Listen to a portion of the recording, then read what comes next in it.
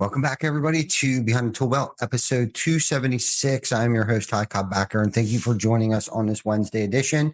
Today, we have another special guest. Stay tuned, and we will be back after our short intro from our sponsors.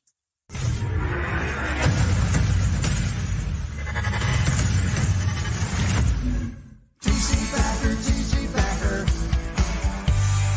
Roofing, siding, windows, gutter, solar. Roofing, siding, windows, gutter, solar. Cobb-Backer. Welcome to Behind the Tool Belt, where the stories are bold, the conversations are real, and the insights come to you live, raw, and uncut. Every week, host Cobb-Backer sits down with game changers, trailblazers, and industry leaders who aren't afraid to tell it like it is. No filters, no scripts, just the truth. Please welcome your host of Behind the Tool Belt, Cobb-Backer. Welcome back to another episode of Behind the Tool Belt, the podcast where we dive into the minds of industry leaders who are changing the game, construction, contracting, and beyond. Today, I have another awesome guest, my friend, Woody Casey. How the hell you doing, buddy? I'm doing good. Thanks for having me. Yeah, thanks for coming all the way up here. So if I didn't mention yet, Woody's in studio live with us today. He flew the whole way up here from Dallas, Texas. And Woody and I have a little bit of a history. I met Woody a couple years ago. Vic and myself and I think Chris Hofstra ran into you at SRC in Denton. I think that was the first time we ever met at that ice storm in Denton, Texas, which is still one of probably my favorite conferences just because. It was an incredible experience because being snowed in for several days, it was a core group of people. It wasn't very big. Sorry, April Hall. She puts on an amazing show every year. Yeah. It's my favorite of all the ones I get to go to.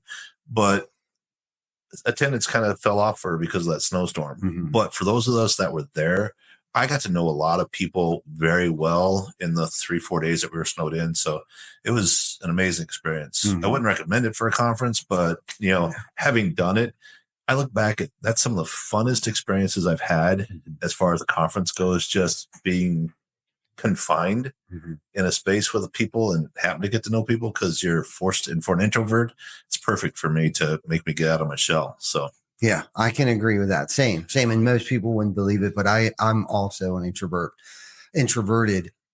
But that show was a good show. I got to Steven Spence. Like you said, there was a core group of people. Steven Spence with Project Map It, got to know him real well. And there was a good core group of people. And I think the hotel handled it well as far as like not running out of supplies, because that was like my biggest concern. There's a lot of things that hotel did behind the scenes to make sure that we were taken care of. And one was most people probably don't know this, but the staff didn't go home. They stayed there in the hotel. They gave them rooms. So they were on for a while. They'd be out, they'd get some hours off, then they kind of rotated. But yeah, the staff didn't go home. And so we got to see the same people over and over again. Yeah. And there was the odd night where I had to stay up all night, having fun. And the girl that did the breakfast comes down and she goes, "You guys are down here already?" She goes, "I'll get breakfast." And I'm like, holy crap, it's time for breakfast already.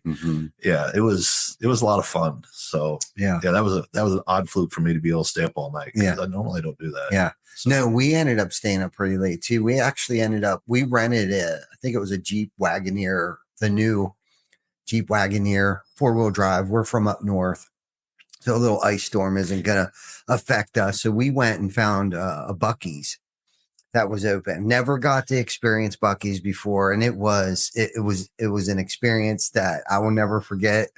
And that place was packed. Yeah. Like there was people from all over the country in this one Buc-ee's. I feel like all over the world. It felt like, because nobody was on the road. But when you went to Buc-ee's, it was lit up like a freaking Roman candle. Buc-ee's is one of those that I didn't realize what a tourist attraction it is. Friends of mine from another state were there, and they're like, "Well, we have to go see a Buc-ee's." And I'm like, "It's a gas station. Why?" Like, "Well, we've heard about it. We've seen it. It's on our list of things to do." And it's like, okay, but they have gas stations everywhere. Yeah. Bucket list. I can believe it. I mean, we've gone to a couple of them. There was the newest one that we've been to is right outside, I think, Greenville, South Carolina, going down 95, or Charlotte, maybe Charlotte, North Carolina, somewhere down 95. For us was the newer, like recently we watched it being built, so we had to stop in there, but I don't think we'll do it again. It's just too busy, too crazy. And we were hauling a trailer, the behind a tool belt trailer, heading south, and it's just too much. I don't know how truck drivers. They don't allow truck drivers in there. Yeah. Okay. Semis aren't allowed in there. Yeah. I don't blame them because we barely got through with the trailer on the back. Yeah. It says no semis allowed. Okay. So makes sense. They, when they opened their first one, so the first one outside of Texas went to Florida. Mm-hmm.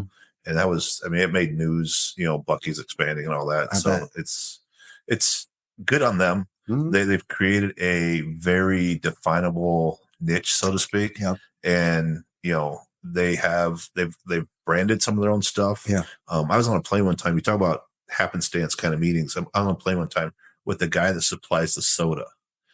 Little small town guy that just happened to start supplying sodas to Bucky's, and then his company has expanded because of how big Bucky's has gotten. And he's like, I never thought I could get this big, let alone have a brand like this that carries me. He goes, I'm getting into other places because of them. So it's one of those things that, the high tide raises all boats kind of a thing. Yeah. And if you go into Bucky's, they got a few of the name brands, the top brands, but they're all this off brand, and nothing against that brand because they're good sodas. But yeah, it's just one of those things where they have this little supplier, or had a little supplier. He's getting bigger now. Yeah. But it's just right place, right time. Yes, exactly. We were kind of talking about that earlier, where your network becomes your net worth. Yeah. And that's a perfect example of, providing a great service and a great product at a reasonable price, I would imagine. And now he has the opportunity to provide Bucky's with all their beverages, or their sodas, that particular soda, I guess. But no, it's good. It's good. So for those of you that don't know Woody, I guess we should probably introduce Woody, and, to tell us a little bit about, Woody isn't from the roofing industry. And I want to get into that conversation, like where that connection came from. And I'm sure you can share that with us from your background of things like that. But we met Woody at a roofing convention. And I get the privilege to be in a mastermind group with Woody as well.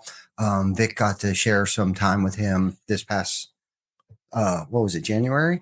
This past January, I think we all went to Cayman, and Woody has been a huge influence on me, especially when it comes to stepping outside my comfort zone. Because scuba diving's not, I don't know, very comfortable at times. It's become comfortable for me, but you've been an inspiration for me of watching you and how relaxed you are in the water. Allows me to know that, this is fun. It reminds me, you watching you and just having fun under the water and stuff like that. So I appreciate that. And I appreciate you a lot. So give us a little background, tell us what industry you're in, and then how you got to this industry. Okay. And then what it was like, what it's like now, and how you got here. So what you're saying and what I'm hearing is you want me to talk for 3 hours nonstop. You put it into at least 30 minutes. Yeah. My name is Woody Casey. I'm the owner of AJ's Dent. We are a paintless dent repair company. We fix hail damage on cars, minor dents, door dings, that kind of stuff without having to paint the car. I got into the industry in 95. Kind of a fluke. I was working in Omaha, Nebraska. Shout out to Eric. I was working at a place called Q's Automotive, and having graduated college a couple years before, and having realized that I was not built for corporate. I was not built to sit in a cubicle, and I was not built to play nice in those kind of settings. I learned I was fine in college, but when I got out of college, I realized that there's no filter between my brain and my mouth runs faster than my brain. So being in a corporate structure wasn't going to work for me. So I was working in an automotive industry, which growing up on a farm, I've got very good skills with cars, and I can fix almost anything except clocks. But I was working in an automotive, and one of the guys I work with had quit and comes in a week later, says he's learning how to fix dents in cars without having to paint it. And this is in 95. And I'm like, yeah, it's impossible. I've been around cars all of my life. If there's anything out there like that, I would have heard about it. He goes, no, it's true. And so I went and checked it out, interviewed, got hired, and started my career there. Worked briefly for that company. Those in the roofing industry can relate to not getting paid. I worked for 2 months. I worked for 6 months for that company for about 2 months for not getting paid. Left that company. There's a short story about how we got AJ's Dent, the name, but went on and started my own business and started working as a subcontractor for other people. Moved to Colorado in 98. Had an opportunity. I worked for a company called Auto Body and Glass from 97 to 98. They opened up some stores out there. I went out there. We parted ways about 6 months later, and I started on my own. Had a great time living in Colorado, working there, built a decent sized business there. The downturn in the economy in 07, 09, we took a big hit. I lost 30% of my body shops. They went under. Some of them owing me money, which caused some financial hardships for me. Came back from that, and we're still going strong. So, or still trying to go strong, I guess. And the second part of your question is, why am I in the roofing space? Yeah. So about 6 years ago, I guess now, shout out to Charlie Chena. Friend of ours went to work for him out in Vegas, and he was tied into Win the Storm. And I come into work one day, and Kim goes, Tasha's going to sell us tickets to a roofing convention, so we're going to do a Zoom call. And I looked at Kim and I said, we work on cars, not roofs. And she goes, Tasha's a good friend. And Tasha's done some of our marketing and some of our internet stuff, website design, and good friend. So she's like, we can spend an hour listening to her to give a pitch. She needs somebody to practice on. I'm like, okay, great. Sit down, and she goes through her pitch. She does a great job. Charlie's off screen a little bit, just coaching her here and there. She gets all done, and I lean over to Kim. I said, buy 2 tickets. I don't care what they cost. Just buy 2 tickets. It'll give her a first sale. And somebody who does sales, your first one's always our hardest. So let's just buy 2 tickets. We'll make her look good. So we did. A couple months go by, and Kim goes, hey, we got these tickets to that roofing thing. And I'm like, again, Kim, that's roofing. We're in cars. And she goes, but it's in Vegas. And I'm like, okay, we'll make it a company trip. I said, get your husband, get 2 rooms. We'll get tickets, airplane tickets. We'll fly out there for the weekend, call it a work trip, air quotes, and have some fun in Vegas. And I like to play poker. And, if I don't go to the roofing convention, I'll just play poker for the whole time. So we go out there, and of course we got to put an appearance because we did pay for the tickets. So we go down, and the first people we run into is the Valor Roofing out of Denver, Colorado, friends of ours. I'm like, oh, well, there might be people here we know. So start walking around. This is the first time I ever saw Sam Taggart. I watched these guys get up on stage and get awards for being $1 million producers. And I was in the process of trying to hire outside salespeople. And there was some roofing companies, a lot of roofing companies there, and starting to have conversations with them, realizing that we have a lot of things in common. We have to deal with adjusters who don't know what they're doing. We have to deal with insurance companies who don't want to pay for what we do. And at the end of the day, we have the same clients. They're customers who have hail damage on roofs, have hail damage on cars. So coming back from that event, and I can honestly say Sam Taggart's probably the one who had the biggest impact on me at that event. And just his mindset on sales and stuff made me start to think about that. So coming back, I sat down with Kim and our IT guy, and I said, I want something that I can present to roofing companies. There's plenty of crossover between roofers and paintless dent repair people. And I know plenty of companies in my industry that will see a roofer, a sales guy walking down the street and say, hey, for every car you bring me, I'll give you a couple $100. So that guy spends half his day shuttling cars back and forth for this PDR company, paintless dent repair company. And the guy who's paying him to be on the doors is losing money. So I didn't want to do that. So I wanted something that was transparent, something that I could be held accountable for, because going into it, I realized that those clients are the roofing company's clients, not mine. So I have to be at a high standard in order to get them to refer, because you don't want to refer somebody that's going to do a bad job. Right. if you're putting a roof on there and you outsource your windows or your gutters, they got to show up the day they say they're going to. They got to put on a quality product. Otherwise, it makes you look bad. So I want something that where if 6 months down the road, there's a problem, the roofing company can call me and ask me, and I will know what's going on. So part of that process was that we use Job Nimbus. It doesn't work for my industry, but it works great for yours.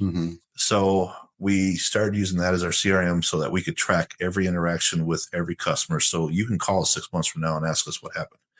The other thing that I told my IT guy was I want something that gets it when we get the leads, we know where it came from, and they're not just out handing out business cards. So something that was trackable. So he built us a web page. So we built a landing page for every roofing company that we work with. It's logoed with their logo, and it's a little bit about us and a little bit about how the process works. But most importantly, there's a client fill-out form on it. And they fill that out. We get an email. It shows us which roofing company sent it, which sales guy sent it to us. So, because we pay commission back to the roofing companies for it. And our checks don't go to the individual sales guys. They go actually to the roofing company, because I want every owner to know what their guys are doing. If they're giving us leads, if they're not giving us leads, what the return is on that. So I want everything to be able to go through the company owner first and then out to the sales guys. So we pay commission back to the roofing company, and then they split up between them and their sales guys. So that's kind of how all that kind of came about. And we've had the privilege of working with, I couldn't tell you how many roofing companies, but we've worked with quite a few, mostly in the Hell Belt, Atlanta, Chicago, Minneapolis, Denver. Our brick and mortars are Denver for 20 years, Dallas, Fort Worth area for 8, and Minneapolis for 3. Wow. That, for someone like me, that makes complete sense. You know what I mean? But and that's why I wanted you to explain it to our viewers here, because once they found out that you own a dent and repair company for vehicles, they're probably like, why? What's the connection? You know what I mean? And I'm asking that question because I asked myself that question when I saw you in Denton. So that's why I wanted to explain to you. But that makes so much sense. And it's a funny story too about Wind the Storm. It's funny how Wind the Storm has had such an impact on our industry, whether people want to admit that or not. Jana and I's first roofing conference 10 plus years ago was Wind the Storm. And I was so excited, to go because, conferences, there wasn't many back then. And so we went out to Vegas, because I think the first few at least were in Vegas. At least the one that we went to was in Vegas. And we went out there and we came back different. Like, first and foremost, we thought that we were hot shit on a silver platter. But when we got there, we realized real quick that we were just a cold turd on a paper plate doing the volume that we did at that time. Okay. But because of that, it had opened our eyes to so much more. And we discovered that we weren't by ourselves anymore. And you said Sam Taggart had an impact on you. Well, Scott Riapala, I don't know if you know him or not, Interstate Roofing. He was one of the speakers there. And he is giving me goosebumps right now. Just thinking about it, had such a huge impact. His personal story resembles a lot of Jana and I's personal story. And so it resonated. Everything that he was talking about, from the ebbs and flows and personal difficulties and professional difficulties and everything. Like, basically, he just shared his story up on stage. It wasn't like he was dropping nuggets out there. It was just more inspirational. He's a true bootstraps. Come from nothing, made something. Same. It's giving me goosebumps right now. I mean, and then we ran into Eric and Paul Reed for the very first time. Met Eric, and I was terrified to go over there. Again, I'm an introvert, right? So on the expo floor, everybody's got their signs up, and it said roofers in recovery.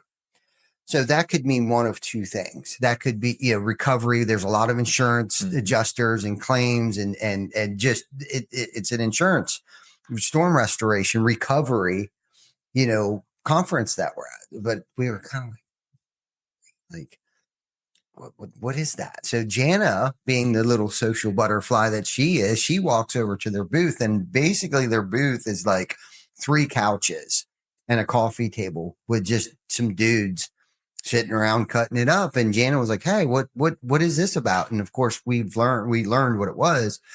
And of course, this is like the greatest day of my life. We listened to Scott Riopala on stage. We're at a roofing conference. We're not in this by ourselves anymore. It just opened up the whole roofing industry to us. And so it sounds like you kind of had that same aha moment when you came back home. Your juices were flowing. It's yes. In a way I never really imagined. We talk about this a lot. I don't really consider myself a smart person, but I know I am in some ways. But when you meet people like Sam, like Scott, like Paul, and other people that are in the industry, and I've got a lot of friends in the industry now that they may not be any smarter than what you are. They just think about things a little bit differently, and learning how to open your mind to other possibilities. In my industry, I've made a lot of mistakes. I was very closed-minded for a long time. I was very, being an introvert, I got a lot of things on my plate for a long time, and I did very well with it. And then that plate started to shrink, and I couldn't figure out how to get off and get another plate, so to speak. And so my plate started shrinking. And then 07, 08, 09 hit, and it really shrunk. And I struggled, and I went back to what I knew, which was traveling and chasing hail. And yeah, I could make great money do that, but that's not where my passion is. I wanted to build my business, not work for somebody else's business. So going to the roofing conference, and I tell this to everybody in the roofing industry, I have better friends and more connections inside the roofing industry than I ever did in my own. And it's weird to say that because I've been in mine for 30 years. I've been in roofing for like 6. Not that I'm actually in roofing, I'm just in the space. Yeah, right. I'm in the space. Yeah. And the friends I call when I need somebody to talk to are in the roofing industry. The friends I call when I need advice, the friends I call when I have a great day, they're in the roofing industry. They're not in mine. And it's amazing how the roofing industry is where I wish my industry was. My industry is starting to get there, but it's a decade behind the roofing industry.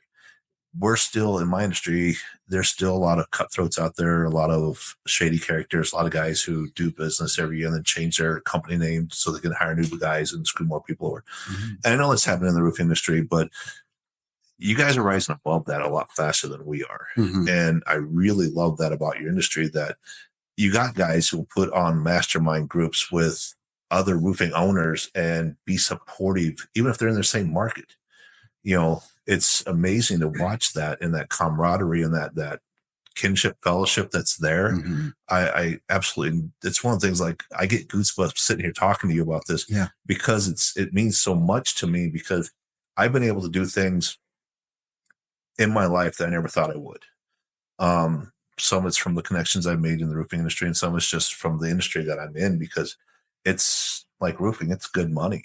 Yeah, I have a college degree, but I got a lot of friends that are in my industry that maybe not made it out of high school, but they're making 6 figures a year. I've traveled all over the world. We talked about this before in scuba diving. There isn't hardly anywhere in the world that you can go scuba diving that I haven't been. My list of places that I still want to go to is small. My list of places I want to go back to is very huge. And I get that freedom and that financial ability to be able to do that. And my girlfriend and I are going to the Maldives in a week, and I can't wait to take her there. I don't get too excited about things until I get there, because I've had bad trips, but I'm talking about it like this. I'm fucking excited about going. I get 10 days. I get to go scuba diving. I get to show this stuff off to a girl I love. It's amazing to me. So, and I can truly say that scuba diving is one of my biggest passions. So, yeah, I know that for sure. And I've got to witness that and experience that with you, alongside with you. You mentioned something earlier, about not being the smartest guy, and I think, it sounds negative, but I know you're not putting yourself down. And then you did follow up with saying, in certain facets, certain areas, right there, or you don't think of things the way that other people might. And I think as business owners or parents or leaders of whatever, I think that can be one of our greatest strengths, knowing that we do have deficiencies, weaknesses that we're not so good in. So And obviously you've identified that.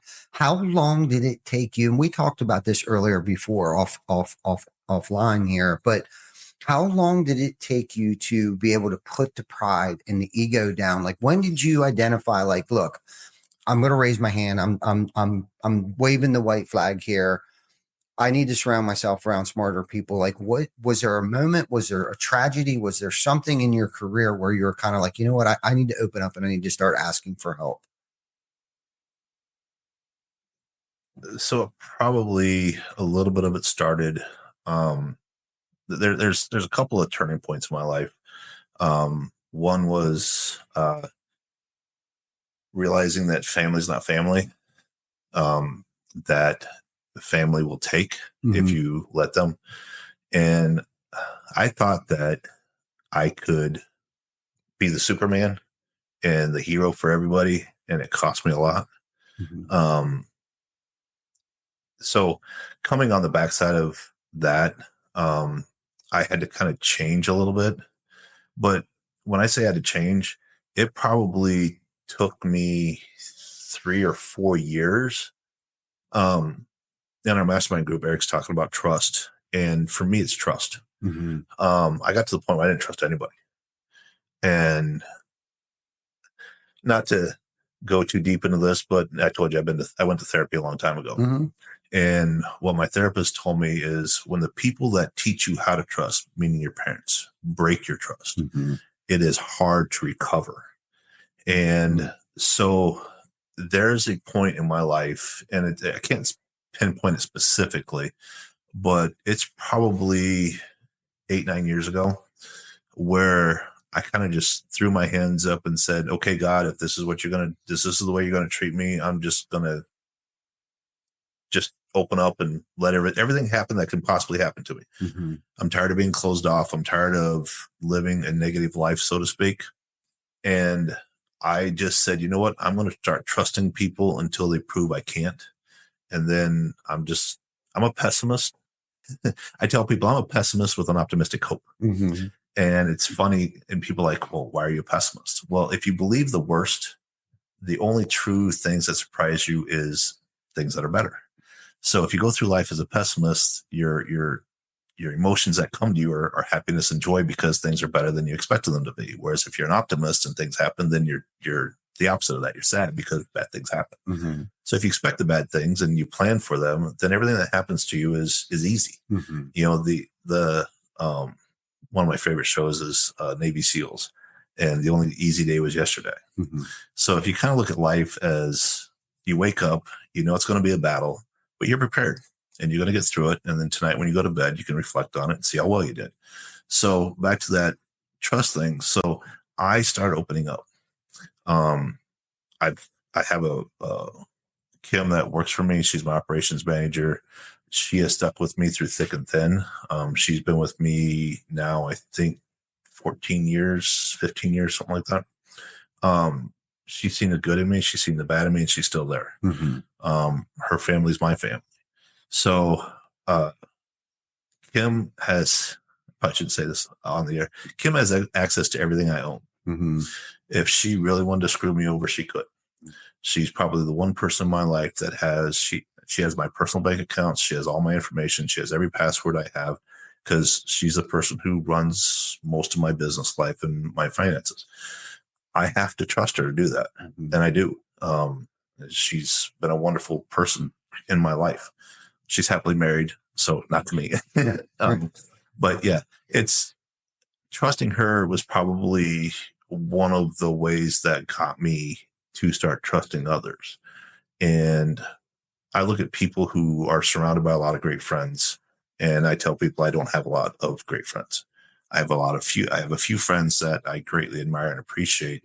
But over the last 6-8 years, my friendship circle has grown immensely to, I couldn't even tell you how many friends I have now. You know, it's been a complete changing. But back to your original question was, I don't know when that really took hold in my life. It's been a very gradual climb for me. It's something I struggle with. You know, we talked about judging people based on appearances earlier. I still fall guilty of that. And I'm pleasantly surprised a lot when people aren't what they thought they were in a negative way. So Yeah, no, great response. I like, it was a great answer. Like very rambling. not knowing when that exactly took place in its progress, right? It takes time, I think, because I was just sitting here thinking back to like that I'm still not perfect at, I still want to know all the answers. I still want to be Superman. I still want to get in there and help people. But I think there was a tragedy in my life where it began, I think. And it may have started even before then, but, and I talk about this a lot, it was the passing of my mom. And before she passed away, I had the privilege to have her move in with us for a couple of years up until she literally passed away in our home. And, we were out one night and everything came through my cell phone. Everything came through. I mean, all of it, sales calls, repairs, service, everything, leads. It was the company phone.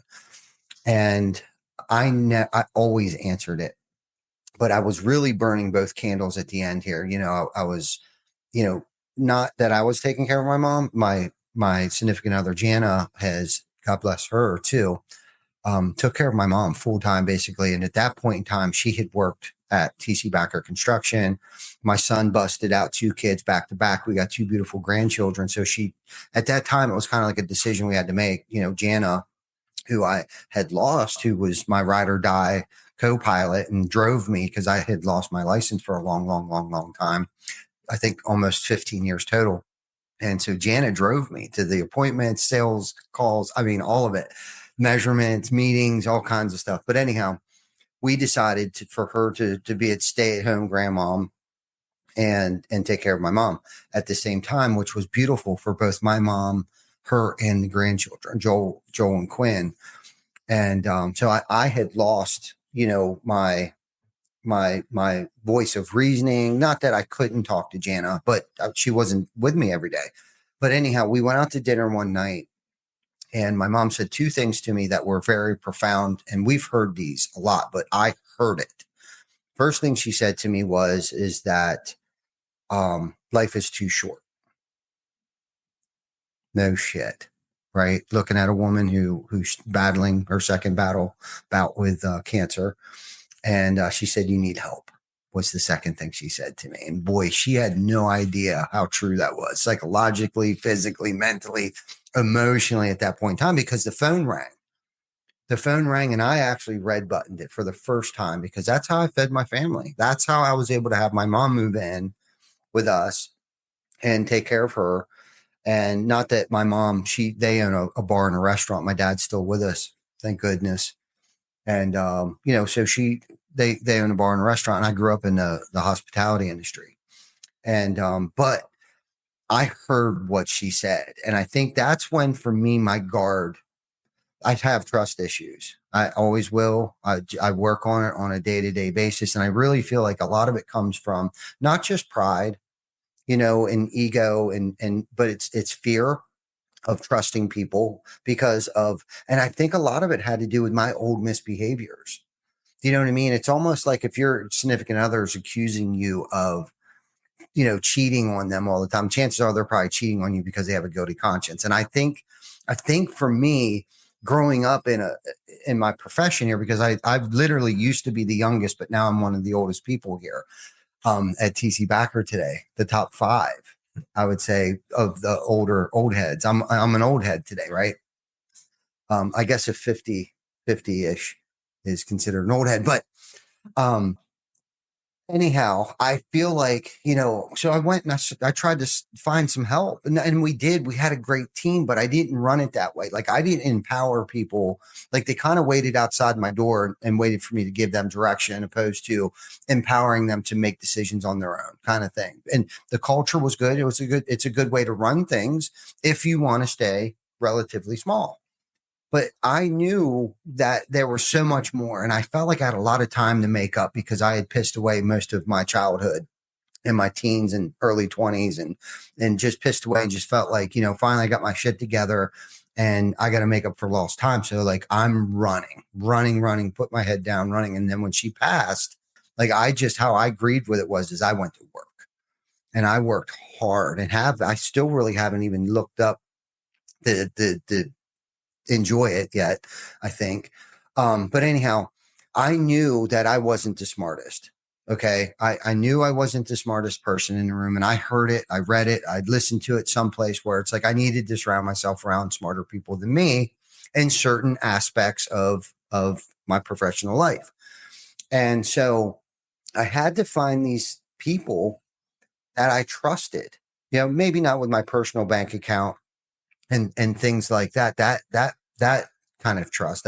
But I understand having a Kim, and you've spoke very highly. So if Kim, if you're watching this, Woody has never had an ill thing. He always says very positive things about. So whoever this Kim chick is, man, she must be a rock star. But I too have a Kim here that has been with us for 11 years now. I've had Perry, who's been with us damn near 17 years now. And these people who are smarter than me. If it wasn't for Perry, we had a decision to make back in the day. Do we go with Peachtree Accounting or do we go with QuickBooks? And back then, I don't even know if Peachtree is still around. We chose, thank goodness, QuickBooks. Perry helped get that up going. Like, I'm not a CPA by no means, so I delegated and empowered. Again, here we get empower people to and leverage their strengths, because Perry's pretty nerdy and he's good with Excel. And guess what? The engine behind QuickBooks is pretty much Excel spreadsheets, right?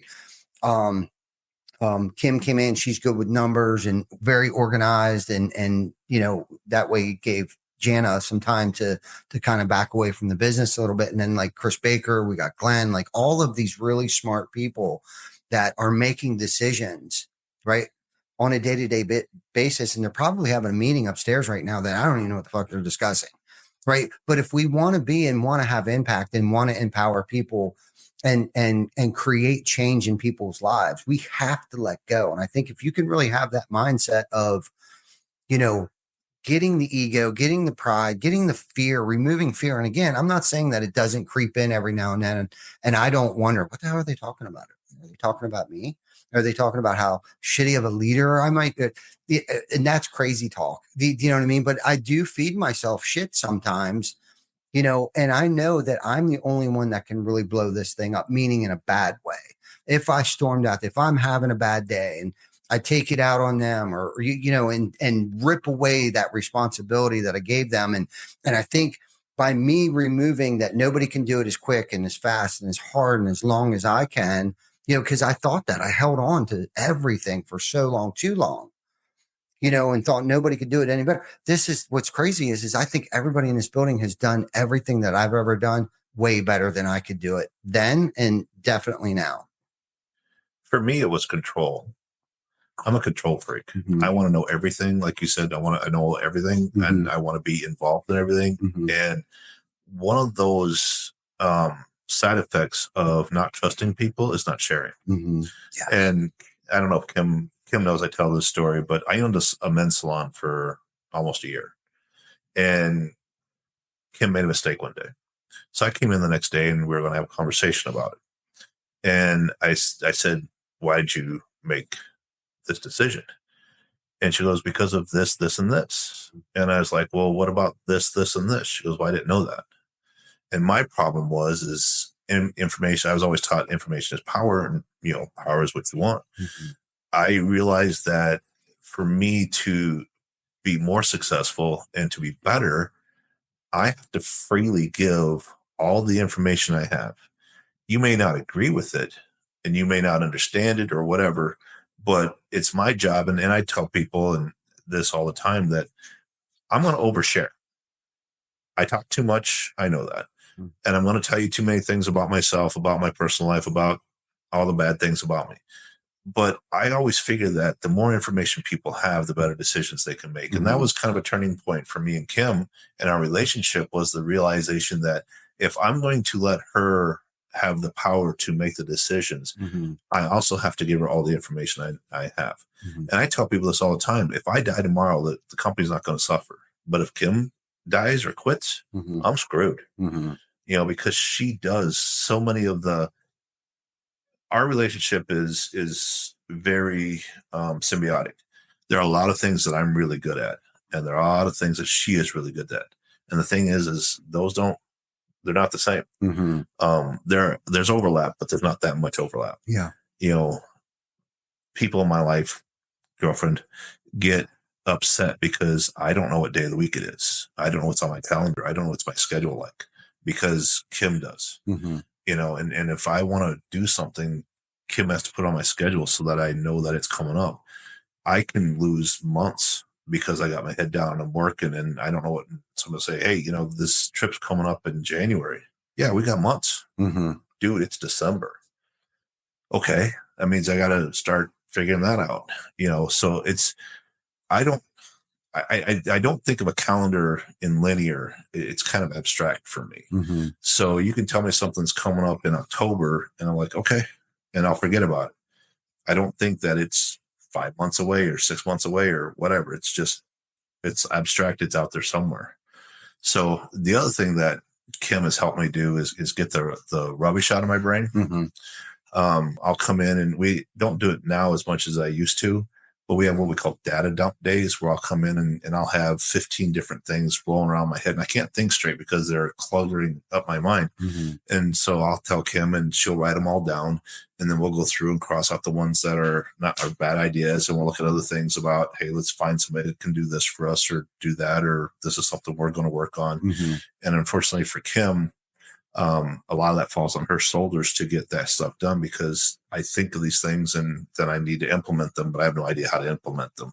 So I have to make her go find somebody that can implement that or teach us how to implement it or make us better. So yeah, for me, it was learning to give up control, and I still struggle with that. Yeah, me too.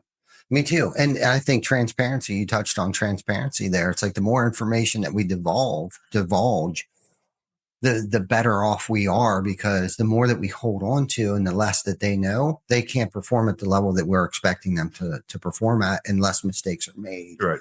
You know what I mean? Because she made a mistake, and I think we deal with that too. And realize those aha moments. Like, it sounds like you had like an aha moment, like, well, no shit. I tell everybody that story about Kim, and I know Kim takes it good naturedly, like she should, but for me, that's so key for a lot of us, that we were talking about salespeople and giving in and potential. And, we look at people and we hire them based on what we think they can accomplish. And then when they don't, is it because we didn't pour enough into them, or they're not performing on their own? And me just pouring everything I can into somebody, one, I get emotionally attached to that person as an individual. I don't want them to fail, but also having enough realization that you can't make somebody succeed if they don't have the drive, the work ethic to show up every day and get it done. You can train somebody to be the best, but if they never implement it, they're never going to be. So that's kind of that dichotomy. And we talked about that. I told you about that NFL coach that said, son, your potential is going to get me fired. And I have to remind myself of that when I am looking at somebody's performance, is, are they performing to where they should be? Are my expectations too high for them? Am I not allowing them enough grace to fail and then succeed? Or are they just not performing because of something on their end? Yeah. And sometimes it's a hard look inside. And for me, I don't always meet my own standards. In our mastermind group, I talk about sales, that's where I struggle, and that's what I'm trying to hire and get done. But I don't always hold myself to that same accountability that I hold that I want to hold the sales guys to. Right. So that was weird. Things got glitchy. Now, I'm guilty of that too. I'm guilty of not holding to my own standards that I expect everybody else to. And I'm also guilty of not giving enough direction. I don't know if I assume people should probably know certain things, or I expect them. It's funny because I was talking to Jana last night. I think it was last night, about being able to read my mind. Like, what do you mean you can't read my mind? Like, and she's learned how to read my mind, because I was giving Tam shit the other day. I was like, you need to know what I need before I know I need it. You know what I mean? It's kind of like Jana was like, she can't read your mind. Do you know what I mean? And I don't know if Tam would be watching this or not, but we were kind of having a discussion about Tam, my assistant, because not that she feels by no means she has definitely improved the quality of my life and the business, just because of like yesterday, she was like, don't forget this, don't forget this, don't forget this. And then 5 minutes later, she knows me well enough to remind me again. Did you do this? Did you do that? Did you do this? Yep. You know, and it's like, we need that. But getting back to like the direction thing, like I've been using, there's a cemetery over here. I've been using that as a metaphor here lately. You know, I'm guilty of telling people, just go to the cemetery with zero direction. Just get over there. You'll figure out what you got to do when you get over there. Okay. Well, then they're kind of like duped to doing their way over there, trying to figure out like, why the hell is he sending me over to the cemetery? When all along, what I needed you to do is there's actually an oak tree that's in that cemetery over there. And every time the wind blows, it's damaging the top of one of the tombstones. Okay. Well, if I would have gave you just that much clarity, you'd be like, oh shit, okay, grab the chainsaw, run over there. But then when you got over there, you discovered there's 2 other oak trees. And because of the empowerment, right, they already know. They might say, hey, there's 2 other oak trees over besides one. Do you want me to take care of them? Yep. So they're over there. They clean up the oak trees. Well, then they discovered, shit, there's leaves all over the place. Maybe I'll rake it up. They'll rake up the leaves. Then they discovered, hey, the grass is getting a little too tall. Yep. Mow the grass. Then they can start seeing the actual faces of these tombstones. They're like, hey, we can't read the words. Maybe we should power wash it. Right. But with just that little bit of clarity up front, right? It doesn't even have to be a whole lot, but just some direction. Right. So they're not like trying to figure it out. And then I'll get pissed because they didn't figure it out with very little. Just go over to the cemetery as far as directions go. Right. Because I'm guilty of busting people's shit up. Like, what do you mean you didn't figure it out? Just figure it out. You know, and for the longest time, Glenn's job description, he asked me what I had went through and asked everybody to write out their job descriptions for me. And Glenn calls me up. He's kind of pissed off at me a little bit, quite frankly, because one, I think he thought that I thought that he wasn't doing enough. And that's why I wanted everybody to write out their job descriptions. It had nothing to do with that. And Glenn's like, and he was like, what is my job description? And honestly, the only thing that I told him is whatever it takes. And that was good enough for him. Like, it really was. But like a year later, I'm like, that's not good enough either. Like, I really literally have to. So here, most recently, I'm writing clarity notes to everybody from Ty. Clarity notes from Ty. And I've done 4 so far. I've reviewed 3 of them with 3 of our teammates.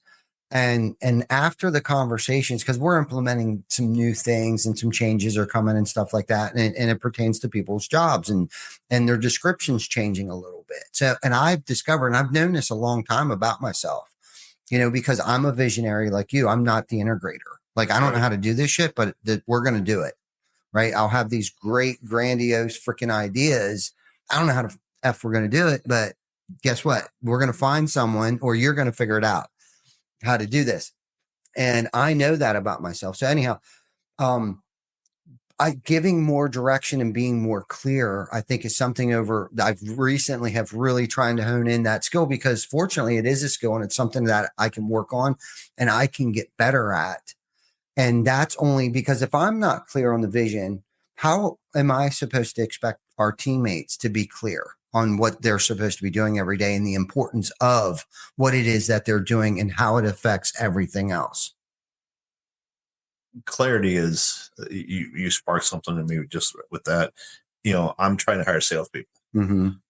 And I just think salespeople are salespeople because that's, you know, not being in the sales side of things. Right. To me, it's like, go out and sell. And like, how? You're a sales guy, you should know how. You know, so having that clarity is something that is definitely something I need to work on. And when you talk about job description, Kim and I have a running joke that her job description is written in pencil because it's subject to change at any moment. So you can erase it. Yep. And change it whenever I need it to be. Your job is whatever I tell you your job is. Yeah. Right. Yeah. No, and basically that's what I was telling Glenn, like, whatever it takes. But that was enough motivation for him to be like, okay, whatever it takes. We talked about that a little bit earlier. One of the best pieces of advice I ever got from somebody was, you know, not being the smartest person in the room and hiring the smartest person in the room. Mm-hmm. And we talked about A and B students work for C students. And when you give an A and B student clarity and direction, Mm-hmm. they're going to follow that to the end of the road. Yep. But if you do that with a C student, they're going to go, okay, and then what? Mm-hmm. Or they're not going to go on that path because it doesn't fit their, the way, their brain works. Mm-hmm. And I have this conversation a lot that my brain doesn't work linear. It works abstract. It's a visionaries, it's, I'm all over the board, so I can't sit and be task orientated as much as I used to be able to because my brain whirl, Yeah. And it's off on another tangent. I'll be in the middle of a conversation with somebody on the phone and forget that I'm in the middle of a conversation on the phone and start dialing somebody else. Mm-hmm.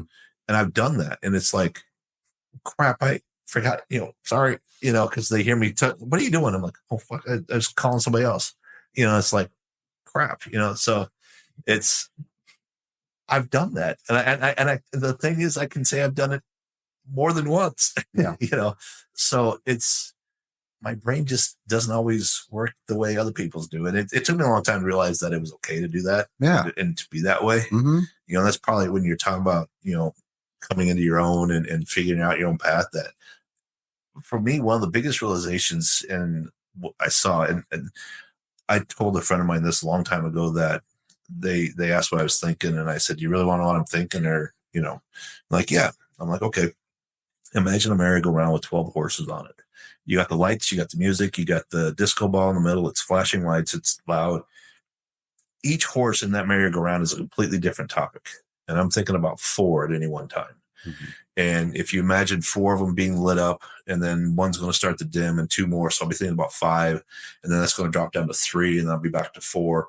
My brain just scatters out like that. And somebody will have a problem, something in the business or something, and I won't have the answer right away.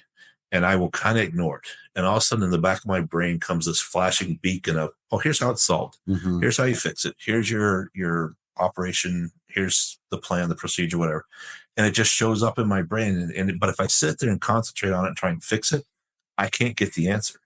But if I let the back of my brain just have at it, it's amazing. It'll come to me either late at night or first thing in the morning. And all of a sudden like, oh yeah, that's how we do it. So yeah. No, I'm a lot of the same. It's funny you were talking about trying to call somebody else while you're already on the phone with somebody else. Yesterday, I caught myself. I called somebody and put my phone down and jumped on my laptop. Literally forgot that I called somebody and I could hear them. And I was like, oh shit. They're like, Ty, because I didn't have it on speakerphone. Yeah. So I'm guilty of similar things to myself because my brain, it moves 100 miles an hour. And for me, I call it my twilight. Some of my best solutions or ideas come to me right before, I don't know if I'm waking up, but I'm still asleep. Okay. And I'll have these like aha moments of like, this is exactly what we need to do to fix this. Or some of I think my best ideas come to me in that twilight, like when I stop thinking and stop being so fixated on a solution for something, because that's not conducive to me. Is like, I'm trying to force a fix. You know what I mean? It's like, but if I can just walk away from it, for a little bit, that usually always the idea of what we need to do or the direction or the vision that we need to go in, that's when it comes to me. Now, I am also good at, like, this morning, Baker came to me and he was like, hey, there's something that transpired overnight. I need your guidance on. I was like, oh, okay, cool. And it was just kind of like, bam, bam, bam. Okay, cool. Yep. No, we'll just do this because of the experience that I do have and the empowerment that I've given him. I was kind of actually glad he came to me looking for advice. Because I had, experience in that similar situation that he's dealing with or dealt with, this morning. But big, grandiose, things, because like I was telling you earlier, this winter has been rough for us up here, this past winter, and things were slow, which slow means cash flow slows down. I'm already thinking of next winter. Most people just show up to work every day. They don't even think about, maybe they're thinking about Friday and payday, on Monday, and that's not a bad thing either. But I'm already thinking, what can we do? What can I control? I can't control the weather. I can't do it. So one of the plans that I've come up with, obviously we're kind of it pulling things back, things like I had a Verizon cell phone. Okay. We use AT&T. I had owned a landscaping business for about 5 years, acquired one. And this past winter, we decided that all of our contracts ended. We had a 3-year contract with a local county, and everything just it was just that it worked out good. I saw a window, I jumped out of it. I was like, look, we're off the hook. We're done. Nothing was wrong. It was profitable. It did good. But I knew how busy this roofing season was going to be with some new larger accounts that we landed, more sales reps, because we also do a lot of new construction and different avenues, insurance, new construction, retail. We're kind of have our irons in a couple different fires, because I've learned going through 7, 8, 9, and 10 that you can't keep your eggs all in one industry or form of roofing that we do. Shit, I kind of lost my train of thought here. Where the hell was I going with that, Woody? Help me out here. Don't ask me. Okay. Squirrel. I just had a squirrel moment. But shit, I totally forgot where the hell I was going with that. And that's one of the I do that too. Yeah. You go down a tangent and forget what your point was. Yeah, I totally forget what the hell my point was on that. You have no idea? Okay. Well, it's thought process and getting somewhere. Yeah. Oh, so I'm thinking of next year, things we're pulling. Yeah. Oh, so the Verizon, so it was $150 a month. That's $1,800 a year.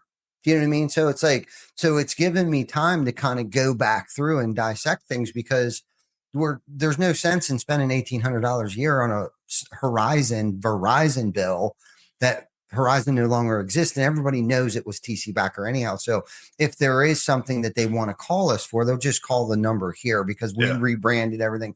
It was red, black, and white. It looked, if you out of your prep view, you would have thought it was a TC Backer truck and not a Horizon truck, because we complemented both facets, and we still do some landscaping, but not at the commercial scale that we were doing. We had a bunch of commercial accounts and stuff like that. But so we kind of just dissolved that, brought the manpower, brought the vehicles, brought the resources over. So there's been changes coming, because I'm already thinking about next year. Like, we're not going to do snow plowing next year. It just turned into an overtime freaking fuckery free for all of overtime that people, not that they didn't deserve it, but it's overhead that we don't need to absorb next winter if there is another long winter.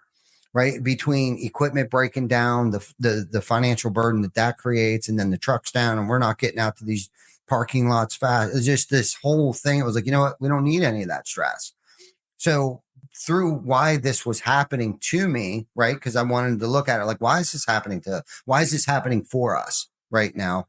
It had me dive back into what we can do to improve things next winter, and that's being the visionary. Right.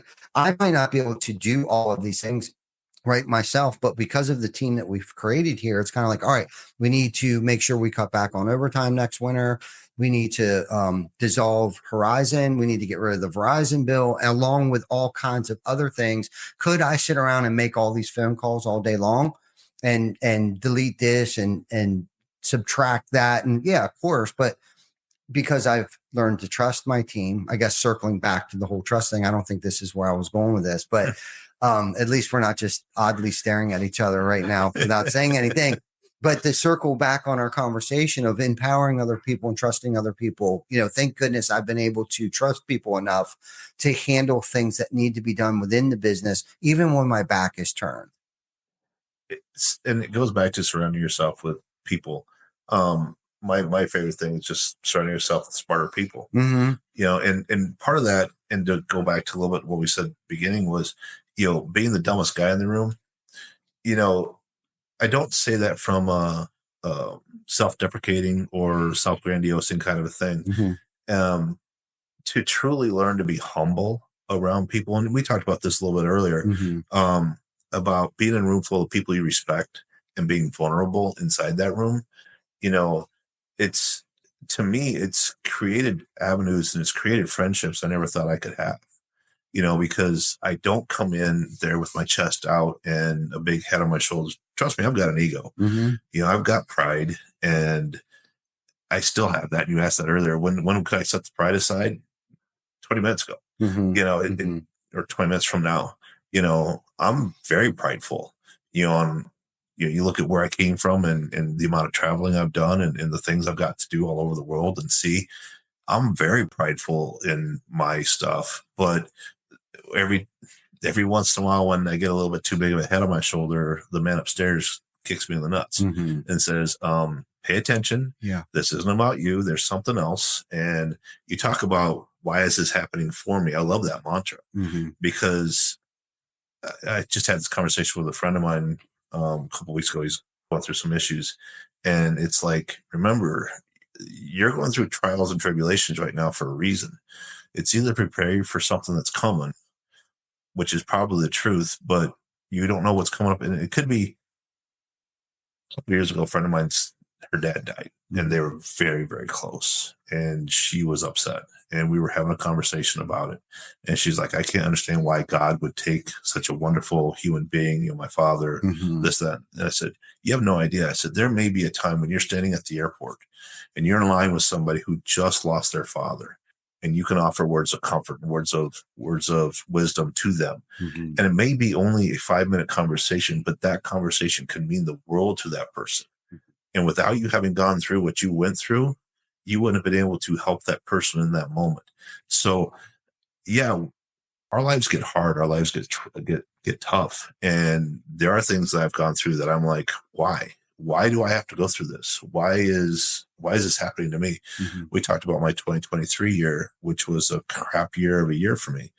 I don't know why I went through that. I probably never know, but I got through it. There are times where I was outside kicking a tree because I was just angry at the world and angry at everything. But I got through it. I'm not as financially set as I would like to be where I'm at right in my life right now, but there's a path forward. And every day, like I said, we get up and we take that extra step and we go one more step, and pretty soon you're going to be there. So, it's truly being humble is very hard. It's a lot harder to be humble than it is to be prideful. And we talked about being comfortable, being uncomfortable, and that's part of it. I'm putting myself in places where I'm extremely uncomfortable. Roofing shows, conferences. Last year, I spoke at 3 of Chad Michael's events. The smallest was 150, largest was like 300. Wow. Being up in front of there for 10 minutes terrifies me. I get tunnel vision. I have a hard time just putting words in front of each other just to get them out. And I've only got, the first time I spoke was like 3 minutes. The last time I spoke was 9. I got more comfortable doing it, and it wasn't as bad. So, but yeah, it's still tough. Yeah, it is. Being resilient too, bouncing back, after bad news or a bad situation or even a bad year, and having the tenacity to just keep moving forward. I think that's the thing about entrepreneurship, that social media lately or nowadays or always has been, doesn't show, that it's always the glam shots, and it's never the ugly stuff. And if it is ugly stuff, it's usually somebody pointing other people's shit out. Right. And they're probably the ones that are pointing the finger have 3 pointing back at them. Yeah. You know what I mean? And this isn't easy, and it hasn't been easy. It's, we've been doing this for 17 years now, and it's not been easy. There's always, a correction year here and there thrown in the mix, or just an off year. And it always looks pretty on the outside, but it isn't. It can quite frankly get pretty ugly at times. That's one of those things about social media, is nobody ever posts their negatives. It's all about the trips, the pictures, the wow moments, but you don't see the 23 hours and 50 minutes of all the crap they got through to get that 10 minutes. And I'm as guilty of this as anybody, being jealous of other people's success. And I've had to teach myself to be grateful for other people's success, and to offer genuine words of, I am so proud of what you accomplished. You and I talked about what happened to us in the past and things like that. Mm-hmm.